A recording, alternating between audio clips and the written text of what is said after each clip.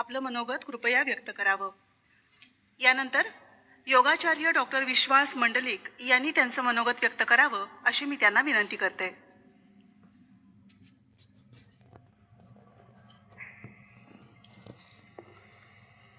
हरि ओम।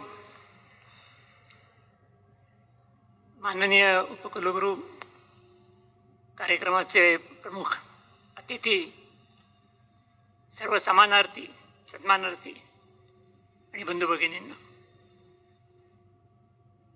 माझा सन्मान केला त्याबद्दल निश्चितच आनंद आहे, कृतज्ञता आहे। पण त्यापेक्षा मला असं वाटतं की हा सन्मान माझ्यापेक्षा योगशास्त्राचा आहे। योगशास्त्र हे आपल्या परंपरेतलं अतिशय प्राचीन शास्त्र आहे, पण दुर्लक्षित राहिलेलं होतं। हळूहळू त्याला आकार यायला लागलेला आहे आणि आता विद्यापीठ स्तरावर देखील योगशास्त्राचा अभ्यास सुरू झालेला आहे। याचा मला जास्त आनंद आहे। परंतु योगशास्त्राबद्दल अजूनही कल्पना अशा किंवा काही आसन प्राणायामाचा अभ्यास करायचा। आसन प्राणायाम म्हणजे योगाभ्यास आहे, पण त्याच्यापेक्षा योगशास्त्र पुष्कळ व्यापक आहे। खरं म्हणजे योगाचा उद्देश माणसाचा परमेश्वर करणे हा उद्देश आहे। पण आज खरं माणसाचा माणूसच राहिलेला नाही आहे, त्यामुळे माणसाचा माणूस करण्याकरता सुद्धा योगाचा उपयोग होऊ शकतो। आणि आम्ही जो अनुभव घेतला गेल्या अनेक वर्ष योग शिकवण्याचं काम मी करतोय, गेले 60 वर्ष, ते असं लक्षात आलं की मानवी जीवनाच्या प्रत्येक क्षणाला योगाभ्यासाचा उपयोग होणार आहे। जन्मापासून मृत्यूपर्यंत असं तर म्हणे त्याच्या आधीपासून पण आहे। आणि म्हणून निरनिराळ्या वयोगटात निरनिराळ्या क्षेत्रात उपयोगी पडण्याकरता निरनिराळ्या योगाचे अभ्यासक्रम आम्ही तयार केलेले आहेत। समाजाला निश्चितपणे मला आनंद होतो की जन्माच्या आधी त्याच्या आधी गर्भधारणा पूर्व संस्कार देखील योगामध्ये करता येतात। प्रिकन्सेप्शन योगा ट्रेनिंग त्याचे पण आमचे अभ्यासक्रम आहेत। गर्भधारणा झाल्यानंतर गर्भवतींकरता योगाभ्यास आहे। जन्म झाल्यानंतर जन्मल्यापासून योगाभ्यास आहे। फार तपशील सांगत बसत नाही, पण मग शाळेत गेल्यानंतर शालेय विद्यार्थ्यांकरता निराळ्या स्वरूपाचा योगाभ्यास आहे। विद्यार्थ्यांकरता आहे।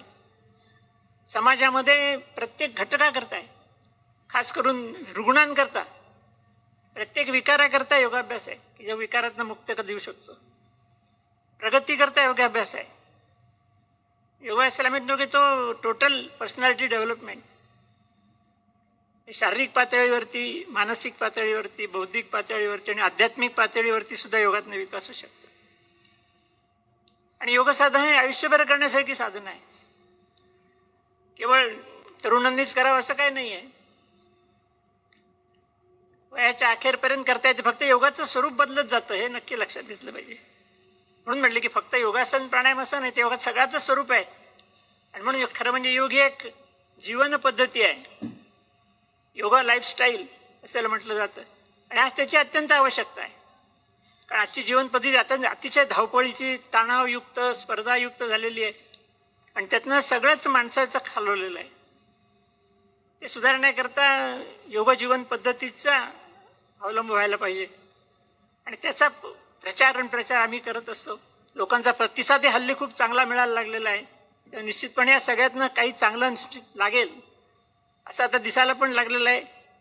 शासनाने पण योगाचा स्वीकार केलेला आहे, आता विद्यापीठामध्ये पण योग आलेला आहे, त्यामुळे एकूणच चांगली परिस्थिती आम्हाला पण दिसते। तेव्हा ह्या योगशास्त्राचा उपयोग जास्तीत जास्त व्हावा। जर विद्यापीठाने जेव्हा स्वीकारलंय योग, निश्चितपणे आणखीनच प्रगती होऊ शकेल। फक्त एक मुद्दा मांडायचा आहे की योगाचा अभ्यास करताना केवळ तात्विक अभ्यास असू नये किंवा केवळ प्रात्यक्षिक अभ्यास असू नये। समाजात जो चाललाय तो प्रात्यक्षिक अभ्यास चाललाय आणि विद्यापीठात चाललाय तो तात्विक अभ्यास चाललेला आहे। या दोन्हीची सांगड जर घातली गेली तर त्या निश्चितपणे चांगला उपयोग येईल। कारण योग हा 50% तात्विक आणि 50% प्रात्यक्षिक आहे। त्या प्रात्यक्षिकावर देखील भर विद्यापीठामध्ये द्यावा असं मला या ठिकाणी सुचवा असं वाटतं। ठीक आहे, आता या ठिकाणी जो सत्कार केलेला आहे त्याबद्दल मी निश्चितपणे कृतज्ञता व्यक्त करतो आणि थांबतो। हरि ओम।